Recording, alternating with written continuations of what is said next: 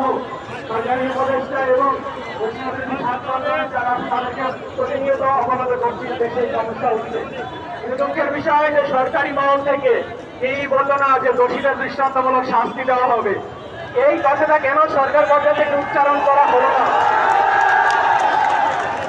তারা কেন স্বীকার করছেন না যে দেশে একটি বিশেষ গোষ্ঠীর উপর আক্রমণ হচ্ছে? এটা আমাদের দুঃখের জায়গা, বেদনার জায়গা। তার মানে কি তারা আমাদেরকে দেশের নাগরিক হিসেবে মনেই করছেন না? আমরা এই শাহবাগের সমবেত জনতার দিকে জানতে চাই যে গত 13ই আগস্ট মাননীয় প্রধান উপদেষ্টা এবং উপদেষ্টা পরিষদের অন্যান্য সদস্যবৃন্দের কাছে আমরা যে 8 দফা দাবি পেশ করেছিলাম সমবেত সংখ্যালঘু সম্প্রদায়ের পক্ষ থেকে,